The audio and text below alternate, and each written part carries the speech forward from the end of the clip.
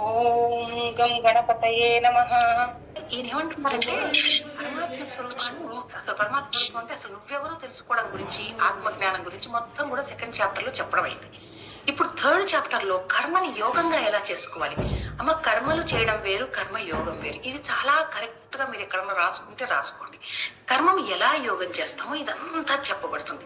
నేను చెప్తాను లేదు, కానీ నేను ఒక చిన్న సెంటెన్స్ తో స్టార్ట్ చేస్తాను. ఎందుకంటే మనం చేసుకుంటున్నాము అన్నప్పుడు నేనే అని నీ మీద బాధ్యత తీసుకుంటే నువ్వు కర్మ చేస్తున్నట్టు, దానికి తగ్గట్టుగా నువ్వు కర్మలకి తగ్గట్టుగా ఫలితం కూడా అనుభవిస్తావు. అందుకని కర్మ మంచిదా, అది పుణ్యం వస్తుంది, లేకపోతే చెడ్డదా, పాపం వస్తుంది, నీ సైకిల్లో తిరుగుతూ ఉంటావు.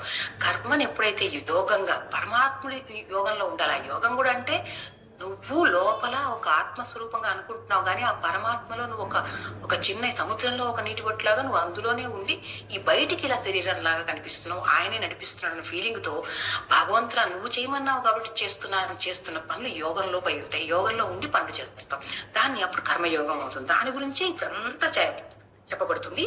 ఫస్ట్ శ్లోకం చదువుకుందాం అమ్మా. అర్జున ఉవాచ జాయసి చేత్ కర్మణస్తే మతా బుద్ధిర్జనార్దన తత్కిం కర్మణి ఘోరే మాన్ నియోజయసి కేశవ. అడుగుతున్నాడు అర్జునుడు. అర్జున ఉవాచ, అర్జునుడు పలికాడు. జాయసి అంటే మంచిది, చేత్ ఒకవేళ, కర్మణ అంటే కామ్యకర్మ కంటే, తే నీవే, మత భావించబడితే, బుద్ధి జనార్దన ఓ కృష్ణ, తత్ కనుక, కిం ఎందుకు, కర్మణి అంటే కర్మలో, ఘోరే ఘోరమైనట్టి, మాం నన్ను, విజయోమసి అంటే నియోజమసి అంటే నియోగిస్తున్నావు, నన్ను ఎందుకు చేయమా అని. కేశవ అంటే కేశవ అంటే అర్జునుడు పలుకుతున్నాడు, ఓ జనార్దన స్వామి కేశవ, కామ్యకర్మ కంటే బుద్ధి మంచిదని నీవు తెలిస్తే నువ్వేం చెప్తున్నావు? మనం కావాలని ఒక కామ్యకర్మలు చేయడం కంటే బుద్ధితో నువ్వు దాన్ని ఆలోచించి చేయడం మంచిది అంటున్నావు. మళ్ళీ నన్ను ఈ ఘోరమైన యుద్ధంలో ఎందుకు నియోగించాలని కోరుతున్నావు? అంటే ఏంటి? నాకు ఏ కోరికలు లేవు, మరి మళ్ళీ ఏమంటారు, నా బుద్ధి ఏం చెప్తోంది, ఇవి పెద్దగా దీని గురించి నాకు ఏమంటారు అవసరం లేదు అని చెప్తుంది. ఇక్కడమ్మా ఇంకొక విషయం తెలుసుకోండి. మొత్తం సెకండ్ చాప్టర్ లోనే అయిపోతే మళ్ళీ అర్జునుడు ఏంటి ఇక్కడికి వచ్చాడు, మొదటికి వచ్చాడు అన్నట్టుగా ఉంటుంది. కానీ ఇక్కడ చాలా విషయాలు ఇంకా విపులీకరించాలి కాబట్టి ఇలా అడిగినట్టుగా మనకి తెలుస్తుంది. ఎందుకంటే ఇంకా డీటెయిల్డ్ గా కర్మయోగంలోకి కర్మయోగం అంటే చెప్పబడింది. ఇప్పుడు కర్మయోగంలో ఏమేం చెయ్యాలో కూడా చెప్పబడుతుంది. కాబట్టి అర్జునుడు ఊరికే ఉండకుండా, నాయనా కేశవ, ఇక్కడ ఈ తన సన్నిహిత మిత్రుని అర్జునుడికి దుఃఖసాగరం నుండి ఉద్ధరించే ఉద్దేశంతో ఆత్మ స్వభావాన్ని ఆ అధ్యాయంలో, ఒక 2వ అధ్యాయంలో చక్కగా విపులంగా వివరించినా కూడా ఎట్లా ఆత్మానుభూతి మార్గం ఏం చేయాలి, బుద్ధి యోగం అంటే ఏంటి, పరమాత్మని మనసులో పెట్టుకోవడం అందులో మంచిదని చెప్పారు. కాబట్టి ఈ అటువంటి విషయం అంతా కూడా తెలిసి కూడా మనం శిక్షణ పొందకుండా మనం గనక అంటే దాంట్లో ప్రాక్టీస్ చేయకుండా మనం ఓన్లీ వినడం వరకే చేసామనుకోండి, అది మాకు ఎక్కదు. అది ప్రాక్టీస్ అన్నమాట. అంటే క్రియాశీలక జీవితం గడపాలి. మనం ఏమనుకున్నాం, ఎక్కడికో వెళ్ళి తపోవనాలకి చేరుకొని ఇదేమంటే కళ్ళు మూసుకొని మునిలాగా మనం ఏదో చేసుకున్నామా లేకపోతే తెచ్చామా అని కాదు. ఇక్కడ ఉండి కర్మలు చేస్తూ, మన కామ్య కర్మలు ఉంటాయి, కానీ నిష్కామ అంటే మన కోసం కాకుండా, అది మనం ఎందుకు వచ్చాము, పరమాత్మ స్వరూపంగా కర్మలు చేస్తారు, అందరూ చేస్తారు, కర్మ లేకుండా ఎవ్వరు ఉండరు. కానీ ఇప్పుడు ఉదాహరణకి మీరు బ్రష్ చేసుకుంటే మనకి ఏమన్నా భగవంతుడికి బ్రష్ చేస్తున్నాం అనుకుంటామంటే ఇవన్నీ నిత్య కర్మలు అనమాట. ఇవన్నీ నీ శరీర శుభ్రం కోసం. ఆ శరీరం ఇచ్చింది ఎవరు? పరమాత్మ. కాబట్టి నువ్వు పరమాత్మని ఆనందంగా నా పళ్ళు ఎంత బాగున్నాయి అనుకుంటూ ఆనందంగా నువ్వు నీ శరీరాన్ని చూసుకుంటూ దానం చేసినా నీ పరమాత్మ స్వరూపాన్ని, నీ టెంపుల్ని కడుగుతున్నట్టే లెక్క. ఈ టెంపుల్ లేకపోతే ఆ పరమాత్మ లేడు, ముందు దీన్ని కడుక్కోవాలి. అందుకని ఇది చేసుకుంటున్న పని కూడా ఒక దైవ పనే. ఏది కూడా అనవసరమైన లేవు పనులు. ఇక్కడ అనవసరమైన పనులు ఏమవుతాయంటే నీకు తగని వాటికి పోవడం, కొన్ని జుగుప్సాకరమైన పనులు చేయడం, ఇవన్నీ పరమాత్మ పెట్టలేదమ్మా. అనవసరపు దుష్టాలోచనలతో మనమే నింపుకుంటున్నాం. కాబట్టి వాటి నుంచి దూరంగా ఉండి మనకి ఈయన ఏమడుగుతున్నారు కదా, మంచి శిష్యునిగా అతడు గురువు ఎదుట ఇలా ప్రస్తావిస్తున్నట్ట. ఏమిటి నాయన, ఇప్పుడు నేనేం చేయాలో చెప్పు. మరి బుద్ధి మంచిదని చెప్తున్నావు, కామ్యకర్మ కంటే మంచిగా నీతో నీ అందే బుద్ధి పెట్టి పని చేయాలి అని చెప్తున్నావు. మరి బుద్ధి ఎందు పని చేస్తే నాకు ఈ బుద్ధి గురించి చెప్పు స్వామి సరిగ్గా, నేనేం చేయాలి, ఎందుకు నన్ను యుద్ధం చేయమంటున్నావు? కాబట్టి ఈ 3వ అధ్యాయంలో కర్మయోగాన్ని అంటే ఆ యొక్క పరమాత్మ భావంలో కర్మను ఎలా చేయాలి, ఆయన పరమాత్మ భావనగా చెయ్యి అంటున్నారు, కానీ ఎలా చెయ్యాలి అనేది ఇంకా విపులం అన్నమాట ఈ కర్మయోగంలో. కాబట్టి ఇది చాలా బాగుంటుంది. మీరందరూ కూడా ఈ యొక్క ఫస్ట్ శ్లోకాన్ని చదవండి అమ్మా. అర్జున ఉవాచ తప్పకుండా చదవాలి. అత తృతీయోధ్యాయ చదవండి మేడం. అర్జున ఉవాచ జ్యాయసి చేత్ కర్మణస్తే మతా బుద్ధిర్జనార్దన తత్కిం కర్మని ఘోరే మాన్ నియోజయసి కేశవ. చాలా బాగుంది మేడం. భవాని మేడం చదువుతున్నానండి. ఓం శ్రీకృష్ణ పరమాత్మనే నమః. అత తృతీయో అధ్యాయః కర్మయోగః. అర్జున ఉవాచ జాయసి చేత్ కర్మణస్తే మతా బుద్ధిర్జనార్దన తత్కిం కర్మణి ఘోరే మాం నియోజయసి కేశవ. కాబట్టి క్వశ్చన్ అడగడంలో తప్పు లేదు. అవును స్వామి, బుద్ధి యోగంలో ఉండి నీలో ఉండేమో చేయమన్నావు కదా, కానీ నీతో పాటు బుద్ధిలో ఉన్నా కూడా నేను ఈ యుద్ధం ఎలా చేయాలో అర్థం కావట్లే, కామ్యకర్మల కన్నా కూడా ఇవి ఎక్కువ అన్నావు చెప్పు, అసలు ఎట్లా ఉండాలి చెప్పు అంటే ఇప్పుడు మనం 2వ శ్లోకం చదవబోతున్నాం. వ్యామిశ్రేణేవ వాక్యేన బుద్ధిం మోహయసీవ మే తదేకం వద నిశ్చిత్య ఏన శ్రేయోహమాప్నుయాం అంటున్నారు. ఏమంటున్నాడు? అర్జునుడే అంటున్నాడు, ఇంకా భగవానుడు చెప్పలే, ఇంకోటి ఏదో అడుగుతున్నాడు. నాయన, వ్యామిశ్రేణి అంటే అనేక అర్థాలు కలిగిన ఇవ నిక్కముగా వాక్యంచే బుద్ధి మోహయసీవమే అంటే బుద్ధిం అంటే బుద్ధి, మోహయసి మోహింపజేస్తున్నావు, ఇవ వలే మే నా యొక్క తత్ కనుక తదేకం అంటే ఏకం అంటే ఒక్కటి వద చెప్పవలసింది, నిశ్చయించి, ఏనా దేని చేతనైతే శ్రేయ నిజమైన లాభం అహం నేను ఆప్నుయాం అంటే పొందుతాను చెప్పు నాయన. అంటే అనేక అర్థాలు కలిగిన నీ బోధించే నా బుద్ధి మోహం చెందింది నీ బోధల వల్ల, కనుక నాకు ఏది అత్యంత శ్రేయోదాయకమైనదో నిశ్చయంగా చెప్పవలసింది. అంటే ఈ నీ బోధలు నాకు కొంత అర్థమవుతుంది, రకరకాలుగా మళ్ళీ ఆలోచనలు వస్తున్నాయి. నిన్ను దృష్టిలో పెట్టుకొని నువ్వు చేస్తున్నావని చేయమన్నా కూడా అది బుద్ధియోగం అవుతుందని తెలిసినా, కానీ ఎలా చేయాలో తమాషా క్వశ్చన్స్, నాకు ఏవేవో ఏమంటారు డౌట్లు అన్నీ వచ్చేస్తున్నాయి స్వామి. అది ఇంకా నా బుద్ధి ఏం చేసిందంటే నీ బోధలను చూసి మళ్ళీ ఏదేదోగా ఆలోచించడం మొదలు పెట్టేసింది, మళ్ళీ మోహం చెందింది. అయ్యో బుద్ధిగా ఉంటే మరి నేను ఆ బుద్ధిగా ఉన్నప్పుడు కూడా మంచిగా నీతో ఉన్నప్పుడు కూడా ఇది పాపం అనిపిస్తుంది అని ఏదో ఆలోచిస్తున్నారు, ఏదో ఇంకా మోహంలోనే ఉన్నారు ఆయన. కనుక నాకు ఏది అత్యంత శ్రేయోదాయకమైనది, అసలు నాకు ఏది చాలా చక్కగా నేను చేస్తే నాకు పనికి వస్తుందో నాకు ఇప్పుడు మళ్ళీ చెప్పాల్సింది, నిశ్చయంగా చెప్పండి స్వామి అని మళ్ళీ అడిగితే, అంటే మనం సాంఖ్యయోగము లేదా బుద్ధి యోగం అంటారు. బుద్ధి ద్వారా ఏం చేయాలనుకున్నాం? ఇంద్రియ నిగ్రహం చేయాలి, ఏది కావాలో దాని వైపే ఒక తాబేలులాగా అవసరమైన వాటిని బయటికి తీయాలి, అలాగే ఫలాపేక్ష రహితంగా చెయ్యాలి, ఏదో నేను చేస్తున్నా అన్నది కూడా నీ మీద వేసుకోకూడదు. సాధకుడి స్థితి వంటి మనం సాధన చేసుకునే ఒక స్థితిలాగా భిన్నమైన మార్గాలుగా చెప్పబడ్డాయి. అలా అనుకున్నట్ట ఆయన. ఏమని? ఇంద్రియ నిగ్రహం చేయమంటున్నావు, ఫలాపేక్ష లేకుండా చేయమంటున్నావు, బుద్ధి యోగంలో ఉండమంటున్నావు, ఇవన్నీ విడివిడిగా ఉన్నాయి అనుకుంటున్నారు ఆయన. అయితే ఇదంతా ఒక పద్ధతి ప్రకారం లేకుండా నాకు ఏమి ఎట్లా ఎప్పుడు చేయాలనేది నాకు ఏదో మీనింగ్ తెలిసినాయి స్వామి, కానీ నాకు పని దగ్గరికి వచ్చేటప్పటికి దీన్ని ఎట్లా ఆర్డర్లో పెట్టుకోవాలి, ఆర్డర్ అంటాను చూడండి, ఆ ఆర్డర్ నాకు తెలియలేదు స్వామి. ఏం చేయాలో నాకు అర్థం కావట్లేదు, అన్ని జ్ఞానం మాత్రం వచ్చింది కానీ దేన్ని ఎట్లా చేయాలో మాత్రం జ్ఞానం అంటేమా తెలిసింది, కానీ దాన్ని ప్రాక్టీస్లో పెట్టాలి కదా. ఇప్పుడు మనకి బాగా తెలుసు చాలా విషయాలు, కానీ కొన్నిటిని మనం ఆచరించి తెలిసి కూడా మనం ఒక్కోసారి మర్చిపోతాం, లేకపోతే మోహంలో పడిపోతాం, అలా అయిపోతాం దానికి.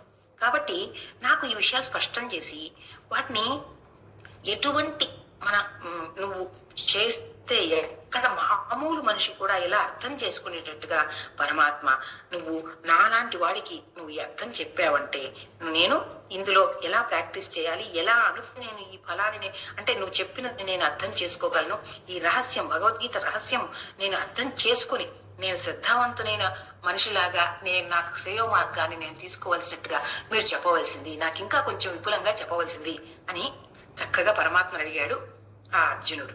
ఓకేమ్మా, 2వ శ్లోకం చదవండి.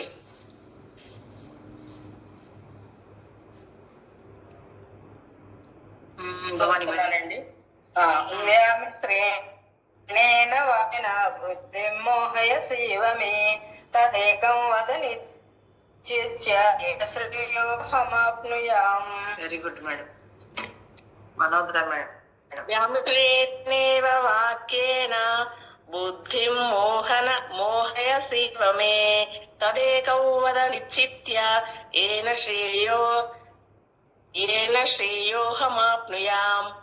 చాలా బాగున్నాం. ఇంకా పద్మావతి గారు వచ్చారు. హ్యాపీ మార్నింగ్ అండి, చెప్పండి. Happy morning madam. ఏ అధ్యాయం మేడం? 3వ అధ్యాయం అమ్మ, 2వ శ్లోకం. 2వ అధ్యాయం అయిపోయింది. నిన్న మీరు రాలేదేమో కదా మేడం? నేను వచ్చాను. వచ్చారా? సెకండ్ చాప్టర్ అయిపోయింది. థర్డ్ చాప్టర్ మనం ఇప్పుడు 1వ శ్లోకం అయిపోయి 2వ శ్లోకంలో ఉన్నాం. మొదలు పెట్టండి మేడం, మొదలు పెట్టండి, నేను తర్వాత. అలాగేనమ్మా. ఇప్పుడు 3వ శ్లోకంలో భగవానుడు చెప్పేస్తున్నాడు. ఇంకా ఆయన అడిగిన దానికి చక్కగా కర్మని యోగంలాగా ఎలా చేసుకోవాలో, చేసే ప్రతి పని కూడా యోగం ఎలా అవుతుందో మనం చూద్దాం. లోకేస్మిన్ వివిధా నిష్ఠా పురా ప్రోక్త మయా నగ జ్ఞానయోగేన సాంఖ్యానాం కర్మయోగేన యోగినాం. పరమాత్మ చెప్తున్నారు. శ్రీ భగవాన్ ఉవాచ. ఏమని? లోకేస్మిన్ వివిధా నిష్ఠ అంటే లోక అంటే లోకంలో, లోకే అంటే లోకంలో, అస్మిన్ ఈ ద్వివిధ 2 రకాలైన నిష్ఠ శ్రద్ధ ఏమిటి? పురా ప్రోక్త అంటే పూర్వము, ప్రోక్త అంటే చెప్పబడింది, మయ నాచి అనఘ ఓ పాపరహితుడా, జ్ఞానయోగేన జ్ఞానయోగ పద్ధతి ద్వారా, సాంఖ్య తత్వవేత్తలు, కర్మయోగేన భక్తి యోగం ద్వారా, యోగినాం భక్తులకు. అంటే శ్రీ భగవాన్ ఏం చెప్తున్నారంటే, పాపరహితుడైన అర్జున. అర్జున అంటేనే అంటే మంచి మనసున్నవాడు, మా పవిత్రమైన మనసు, ఆ నిష్కల్మషంగా ఉండే వాళ్ళ యొక్క దాన్ని హృదయం ఉన్నవాడిని అర్జున అంటారు. పాపరహితుడు, అర్జునుడి పేరే అది, పాపరహితుడు. ఆత్మ ఇప్పుడు మనకి ఏదన్నా జ్ఞానం కలగాలన్నా, భగవద్గీతను పూర్తిగా మనం ఆస్వాదన చేసుకోవాలన్నా, మన పాపాలు కరిగిపోతే తప్పితే భగవద్గీతను వినడానికి కూడా మనకి అర్హతనివ్వడు దేవుడు. మనం ఎన్ని చోట్ల ఎన్ని ఏళ్ల నుంచి మనం కంప్లీట్ చేద్దాం అనుకున్నా, మొదలు పెట్టాలనుకున్న జనాలకి మొదలు పెడితే ఆగిపోతుందమ్మా, లేకపోతే ముందుకెళ్ళదు. ఇవన్నీ అందుకే పట్టుబట్టి చదువుతారు చాలా మంది. చదువుతున్నప్పుడు కూడా మనకి అది ఎంత వెనకాల తంతుంటుందంటే, అయ్యో పొద్దున విన్నానే భగవద్గీతలో, ఇలా అనకుండా ఉండాల్సిందా, ఇలా చేయకుండా ఉండాల్సిందా, వాళ్ళ మాట ఎందుకు నేను పట్టించుకుంటున్నాను. మనకు అన్ని కూడా మన కళ్ళ ముందు జరుగుతుంటాయి కాబట్టి అన్ని తెలుస్తూ ఉంటాయి. అది కాబట్టి పాపరహితుడైన అర్జునుడా, నువ్వు ఎంత పాపరహితుడు అంటే నాయన, ఇప్పుడు కృష్ణుడితో పాటే యోగంలో ఉండి, అంటే ఇప్పుడమ్మా ఆయన దగ్గరగా ఉన్నారమ్మా. ఒక రకంగా ఆలోచిస్తే పంచపాండవులు అని చెప్పారు కానమ్మా, ఇది కథగా తీసుకుంటే నీకు పాండవులు లేకపోతే నీ పంచ జ్ఞానేంద్రియాలు వాళ్ళు కృష్ణుడు చెప్పిన మాటను విన్నాయమ్మా. వాళ్ళ ఆ 5గురు కూడా కృష్ణుడిని విని ఫాలో అయితే జీవిత కాలం అంతా కూడా కష్టంలో ఉన్నా, సుఖంలో ఉన్నా, యుద్ధంలో ఉన్న వాళ్ళు అన్ని రకాలుగాను అన్ని టేస్ట్ అని చూస్తున్నప్పుడు భగవంతుని వదిలిపెట్టలేదమ్మా వాళ్ళు. అది మనకి చెప్తున్నారు. మనకి పంచేంద్రియాలు, పంచభూతాలు, నీకు ఈ యొక్క స్వరూపంలో పంచ జ్ఞానేంద్రియాలు నీకు చక్కగా ఈ ఇంద్రియాలని నీ బుద్ధికి ఇవ్వు. నీ ఆత్మేమో చూస్తూ ఉంటుంది, ఎందుకు? సాక్షిగా ఆ బుద్ధి చెప్తుంటుంది. ఎందుకంటే బుద్ధిలో పరమాత్మ కూర్చొని మనకి చెప్తుంటాడు అంతర్మదనం. కాబట్టి నువ్వు బుద్ధిని కనుక విన్నావండి, అదే మనసు బాగలేదనుకో, నీకు మనసు బుద్ధిని వెంట మనసుని తలపంటుంది. కాబట్టి ఈ పంచ ఇంద్రియాలు వీళ్ళని ఏమంటారు, వీళ్ళు పాండవులని, పంచపాండవులని, కృష్ణ పరమాత్మ వాళ్ళ బుద్ధి అని, రథసారథి అని, మన రథాన్ని కూడా ఆ సారథికి ఇవ్వాలని ఇవన్నీ చెప్తారు. కాబట్టి మనం కూడా ఈ విషయంలో ఆయనకి ఇవ్వాలో మనం ఇప్పుడు నేర్చుకోబోతున్నాం. కాబట్టి పాపరహితుడైన అర్జున, ఆత్మానుభూతి కొరకు యత్నించే మానవులు 2 రకాలుగా ఉన్నారు నాయన. ఇదివరకే వివరించాను నీకు. ఎందుకంటే ఆత్మానుభూతి అంటే పరమాత్మ లోపల ఉండడం. ఆత్మ అంటే ఏమీ కాదు కదా, విడిగా లేదు. నీ లోపల అన్ని ఉండి నడిపిస్తున్నవాడు, ఇంత శక్తినిచ్చిన వాడు, ఇంత లోపల ప్రాణంగా ఉన్నవాడు, శ్వాసగా ఉన్నవాడు. మనం 2 రకాలుగా చూడవలసిన అవసరం లేదు. తల్లి తండ్రి ఒకటే, ఒకళ్ళలోనే ఉన్నారు. నువ్వు తల్లిగా కొలుచుకుంటావా పరమశక్తి, పరమాత్మ అమ్మవారిని కొలుచుకో, ఆ శక్తి అన్ని చేసింది అనుకో, లేకపోతే స్వామి అనుకో, లేకపోతే వాళ్ళిద్దరు ఒక దాంట్లోనే ఉన్నారనుకో. ఇవన్నీ మన ఇష్టం. కానీ నీ ఆత్మానుభూతి లోపల దైవాన్ని తెలుసుకోవడానికి యత్నించే మానవులు 2 రకాలుగా ఉన్నారు నాయన. ఒకళ్ళేమో దాన్ని జ్ఞానంతో కూడిన తాత్విక కల్పన ద్వారా, మరొకరు భక్తి యోగం ద్వారా కూడా అర్థం చేసుకోగలుగుతారు. ఇక్కడ మనం చాలా చక్కగా లోపలికి వెళ్ళారమ్మా. ఏంటంటే తాత్విక జ్ఞానము అంటే ఏంటంటే ఈ తత్వం అంటే ఏంటి, అసలు మనం దేంతో ఏర్పడ్డామా, మన లోపల ఏముంది, ఇదంతా మదన చేస్తారు. చేసి చేసి చేసి ఒక విశ్లేషణకు వస్తారు జ్ఞానులు. ఓహో అని వాళ్ళు తెలుసుకుంటేది ఒకటి, వాళ్ళకి భక్తి వచ్చేస్తుంది. ఎలా భక్తి వచ్చేస్తుంది? అన్నిట్లో పరమాత్మ ఉన్నప్పుడు నేనంటాను, అక్కడ నేను లేనే అనుకొని వాళ్ళు భక్తులు అయిపోతారు. జ్ఞానులు భక్తులుగా అయిపోతారు. ఇక్కడ ఇంకోళ్ళు ఏం చేస్తారు, భక్తులు జ్ఞానం తెచ్చుకుంటారు. ఎట్లాగా? భక్తి. ఈ ఎప్పుడైతే జ్ఞానంతో వాళ్ళు భక్తి అవుతారో ఆ జ్ఞాన యోగంలోంచి వాళ్ళు ముందుకెళ్ళారు. ఇంకో యోగం ఏంటి? భక్తి యోగం. పరమాత్మ మీద పుట్టినప్పటి నుంచి ఒక ప్రేమ. ఏంటి? అన్ని ఆయనే చేస్తున్నాడు, ఈ ఇంద్రియాలు ఆయన కోసమే పనిచేయాలి కదా అనుకొని పరమాత్మని ఏ పని చేసినా దాంట్లో నింపుకుంటారు. ఆ పని చేసుకుంటే వాళ్ళు భక్తులు అవుతారు. వాళ్ళు భక్తి ఎలా చేస్తున్నారు? వాళ్ళకి జ్ఞానం కూడా ఉంది వాళ్ళకి, భక్తులకి. అందుకే భగవంతుడు ఎక్కువగా భక్తులంటే నాకు ఇష్టం, భక్తులంటే నాకు ఇష్టం అన్ని వదిలేసి ఎక్కడో కూర్చొని నేను జ్ఞానం వచ్చింది నాకు అనుకొని ఊరికే అన్ని వదిలేసి చెప్పడం కన్నా అన్నిట్లో ఉంటూ ఒక సంసారంలో ఉంటూ ఒకళ్ళకి సేవ చేస్తూ సమాజానికి, ప్రపంచానికి ఎవరికన్నా చక్కగా ఒక ఏమంటారు, నీ యొక్క విద్యుక్త ధర్మాలు, నీ యొక్క అసలైన నీ యొక్క నీ స్వీయ ధర్మాలు ఇవన్నీ పాటిస్తూ నువ్వు ప్రతి విషయంలోనూ భగవంతుని చూస్తున్నావంటే ఆ భక్తులంటే పరమాత్మకు చాలా ఇష్టం ఉంది చెప్పబోతారు ఆయన. కాబట్టి భక్తి యోగం ద్వారాను కూడా అర్థం చేసుకోగలుగుతారు కొంతమంది. కాబట్టి ఇక్కడ జ్ఞాన యోగులు తాత్విక కల్పన ద్వారా, అంటే తత్వం అంటే తత్వం, అదే నేను అనే యొక్క కల్పన చేసి ఎలా అవుతాను అదే నేను అంటే నాలో ఏముంది, ఫస్ట్ లోపలికి వెళ్తాడు. శ్వాస ఎవరు తీసుకున్నారు, అసలు ఈ గుండెని ఎవరు పుట్టింపజేస్తున్నారు, ఇలాంటి ఆలోచనలోకి వెళ్ళి అప్పుడు అమ్మ బాబోని ఆశ్చర్యపోయి నేనంటూ లేను నాయన అనుకుని అర్థం చేసుకుంటాడు. భక్తిలో ఏమవుతుంది? నేను పరమాత్మే ఇచ్చాడు నాకు ఈ జన్మ, ఆయన కోసమే చేయాలి పని అనుకోని వాళ్ళు మిగతాది లోపల ఏముంది అనేది కాదు, పరమాత్మే ఇదంతా సృష్టించాడు, ఆయన కోసమే పని చేయాలి, అంతే భక్తి. అదే అనమాట. కాబట్టి అర్థం చేసుకోగలుగుతారు. ఈ 2వ అధ్యాయంలో మనకి భగవంతుడు 2 రకాల పద్ధతుల్ని కూడా మనకి చెప్పబోతున్నాడమ్మా. ఇదే చాప్టర్ లో అసలు వివరంగా చెప్తారు స్వామి. కాబట్టి మనం అర్థం చేసుకొని అసలైన స్థితిని, మన నిజ స్థితి అంటారమ్మా. ప్రతి వాళ్ళు తెలుసుకోవాల్సింది నిజ స్థితి. ఎవరు? ఆత్మజ్ఞానంలో ఉన్న వాళ్ళకైనా, భక్తులకైనా కర్మయోగము, జ్ఞాన యోగము, ఇంకో యోగం చెప్పుకున్నాం, కర్మ జ్ఞాన భక్తి. ఈ 3 యోగాల మనుషులకు కూడా వాళ్ళ నిజస్థితి తెలిస్తేనే ముందుకెళ్తారు. నిజస్థితి అంటే నువ్వు ఈ కనిపించే శరీరము నువ్వే కానీ శరీరముతో పాటు, కొంతమంది ఏంటంటే ఈ శరీరము నేను కాను అంటే నీ లోపల ఉన్నది నువ్వు. భగవంతుడు ఇచ్చిన వాటిలో 3 ఇచ్చాడు. ఏంటి? శరీరాన్ని ఇచ్చాడు, ఒక మనసుగా ఒకటి కనిపిస్తోంది, బుద్ధిగా ఏమిటో కనిపిస్తోంది, నువ్వు మళ్ళీ ఆత్మ వేరే అంటున్నావు. కానీ పరమాత్మ ఈ సృష్టిలో మనకి సృష్టి కోసం ఒక శరీరాన్ని ఇచ్చాడు తప్పితే ఆత్మకి చావు లేదు, అలాగే శరీరం మాత్రం పడిపోతుంది అని చెప్పిన విషయం. నువ్వు ఆ నిజస్థితి, నువ్వు ఆ పరమాత్మలో ఉన్న ఆ సముద్రంలో పొట్టువు తప్పితే కనిపిస్తున్న ఈ బుడగ లాంటిది మాత్రం నువ్వు కాదు. అంటే నువ్వే కానీ ఇదే దీనికోసమే బతక్కు, ఇది ఒక్కటే కాదు, ఇది కాదనకూడదు. శరీరం నీది కాదంటే అసలు నువ్వు దాన్ని పట్టించుకుంటావా? భగవంతుడు ఒక దీన్ని నడపడానికి, మనకి కర్మ చేయడానికి ఒక టూల్ ఇచ్చాడు మనకి.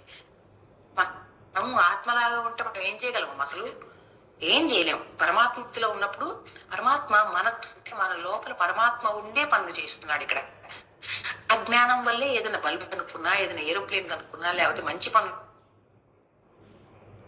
చేసినా, ఏం చేసినా అజ్ఞానం ఇస్తున్నాయి. కానీ ఇక్కడ సృష్టిలోకి వచ్చిన తర్వాత ఒక మనిషి రూపంలో వాళ్ళన్నీ ఇది చేస్తున్నారు. కాబట్టి మనం చేసేదంతా ఎవరైతే చేసినా కూడా పరమాత్మే చేయిస్తున్నా కూడా ఎప్పుడైతే ఆ మనస్సుని నాది అనుకుంటున్నావో నువ్వు చేసే పనులు అడ్డదిడ్డంగా అయిపోతున్నాయి. పరమాత్మ చేశాడు అని తెలిసిన వాళ్ళు జ్ఞానవంతులుగా, భక్తి పరులుగా తయారవుతున్నారు. దీన్ని ఎలా చేయాలనేది ఇంకా మనకి తెలియపరుస్తారు స్వామి. కాబట్టి మీరు భగవాను వాచ స్టార్ట్ చదువుతున్నానండి. శ్రీ భగవాను వాచ లోకేస్మిన్ వివిధా నిష్ఠా పురా ప్రోక్త మయా నఘ జ్ఞానయోగేన సాంఖ్యానాం కర్మయోగేన యోగినాం. బాగుంది మేడం. శ్రీ భగవానువాచ లోకేస్మిన్ ద్వివిధా నిష్ఠా పురా ప్రోక్తా మయా నఘ జ్ఞానయోగేన సాంఖ్యానాం కర్మయోగేన యోగినాం. ఇక్కడ జ్ఞానయోగేన సాంఖ్యానం. అసలు ఈ యొక్క తత్వవేత్తలు అన్నమాట. సాంఖ్యం అంటే తత్వం, తత్వం అంటే నువ్వెవరో తెలుసుకోవడాన్ని సాంఖ్యం అంటారు. అసలు పంచభూతాలు, పంచ జ్ఞానేంద్రియాలు, ఏమంటారు, పంచ తన్మాత్రలు ఇవన్నీ కలుపుతారు. తర్వాత మనస్సు, చిత్తం, అది అహంకారం ఇవన్నీ కలిపేసేసి మొత్తం కలిపి 25 ఉన్నాయి అంటారు. మనలో అవన్నీ కలిపితేనే తత్వం అయింది అంటారు. 25 రకాల ఏమంటారు ఇంగ్రీడియంట్స్ తో కలిసాం మనం. కాబట్టి వీటిని ఏమంటారంటే ఇవన్నీ కూడా అవన్నీ తెలుసుకొని ఆ సాంఖ్యలో మనం ఇదంతా కూడా పరమాత్మ నుంచే వచ్చిందని ఒక్కొక్క దాని గురించి తెలుసుకొని ఇవి ఆడిస్తున్నాయి, ఇంద్రియాలు ఆడిచ్చే ఆట తప్పితే ఆ ఆటను మన చేతిలో పెట్టుకొని భగవంతుడి చేతిలో పెట్టేస్తే అవి ఆయన వైపు తిప్పామంటే మనము మన గుర్రాలు ఇష్టం వచ్చినట్టు పరిగెత్తామని చెప్పి ఆ సాంఖ్యంలో తెలుసుకుంటాం. కర్మయోగమే భక్తి యోగం కూడా అవుతుంది. ఎందుకంటే కర్మయోగం భక్తి యోగం విడిగా చెప్పినా ఈ కర్మయోగంలో నువ్వు నిష్కామ కర్మ చేస్తే తప్పితే కర్మయోగం అవుది. ఇక్కడ నువ్వు ఎప్పుడు నేను చేశామనే డాంబికం వచ్చిందంటే కాబట్టి మనం ఇంకా ముందు ముందు అసలు ఎట్లా చేసుకుంటారో మనం చెప్పుకుందాం. కాకపోతే ఇప్పటి 20 minutes అయింది మేడం. మీరు పెద్దదవుతుందేమో సావిత్రి మేడం. నేను చదివిన మేడం. చదవండి అమ్మా. శ్రీ భగవానువాచ లోకేస్మిన్ వివిధా నిష్టా పురా ప్రోక్త మయా నఘ జ్ఞానయోగేన సాంఖ్యానాం కర్మయోగేన యోగినాం. అదే అనమాట. కాబట్టి ఇంకొకటి చిన్న శ్లోకమే ఇది చెప్పేసుకుందాం. 4వది ఏంటంటున్నారంటే 4వ శ్లోకంలో పరమేశ్వరుడు భగవానుడు చెప్తున్నాడు, న కర్మణా మనారంభాత్ నైష్కర్మ్యం పురుషోస్నుతే నచ సన్యసనాదేవ సిద్ధిం సమధిగచ్చతి అంటున్నారు. ఏమనంటే కర్మ అంటే నా కర్మణ మను గచ్చమను ఇంతేనా, నా కర్మణ మనారంభాన్. ఏమంటారు? కర్మ అంటే కర్మలని అనారంభాత్ అంటే చేయకపోవడం వలన నైష్కర్మ్యం కర్మఫల విముక్తి పురుష మనిషి నా అస్నుతి పొందడు. సన్యాసనాత్ అంటే సన్యాసం ద్వారా కూడా కేవలము సిద్ధిం జయము చ కూడా నా సమధి గచ్చతి పొందడు. ఏం పొందడు? కేవలం కర్మ చేయకపోవడం ద్వారా మనిషి కర్మఫలం నుండి బయటపడడు. నేనేం ఏవి కర్మలు చేయను బాబు, అన్ని కర్మలు అంటుకుంటాయి నాకు, ఈ కర్మ చేయను, ఆ పని చేయను, ఈ పని చేయను, మంచి పని చేయను, చెడు పని చేయను, ఏ పని చేయను కూర్చుంటే అట్లా ఉన్నా కూడా వాడు కర్మఫలం నుండి బయటపడు. వాడు అలా చేయకపోవడం కూడా వాడికి ఏమి కలిసి రాదనమాట. చాలా పాప పని చేసినట్టు లెక్క. ఎందుకంటే ఇది కర్మభూమి. ఇక్కడికి వచ్చినప్పుడు మనకి కర్మలు చేయక తప్పదు. ఏం కర్మ చేయాలి, ఎలా చేయాలనేది తర్వాత సంగతి. అలాగే కేవలం సన్యాసం ద్వారా అతడు పూర్ణత్వం పొందలేడు. ఎందుకని? సరే కర్మ చేయట్లేదు అంటే ఉత్త సన్యాసిగా ఒక ముఖపస్సు అది చేసుకొని ఇంకా నన్ను నేను తెలుసుకున్నానంటే అమ్మా, ఏదైనా సరే ప్రపంచంలో వచ్చాకే నువ్వు గెలవాలి. కానీ మనం ఒక్కరిని ఉన్నప్పుడు చాలా దేవతా స్వరూపం. మన లోపల ఇంట్లో మనం ఒక్కళ్ళమే ఉన్నాం, కావాల్సింది తింటుంటాం,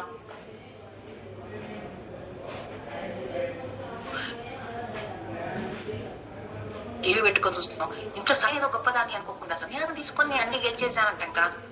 ఆ సన్యాసం తీసుకోవడం కాదు పూర్ణత్వం. నువ్వు ఎక్కడ ఎలా గెలవాలి, ఏం చెయ్యాలి, ఏ కర్మని ఎలా భావన చేయాలో కూడా సన్యాసులకు కూడా ఉంటాయి. అన్ని వదిలేయడం కాదు. కాబట్టి లోకజనుల హృదయాలు పవిత్రం చేయడానికి చెప్పబడినట్టు విధులను నిర్వహించడం ద్వారా మనిషి పవిత్రుడైనప్పుడే సన్యాసాశ్రమం స్వీకరించగలుగుతాడు. ఈ సన్యాసి కొన్ని ఈ యొక్క ఏమంటారు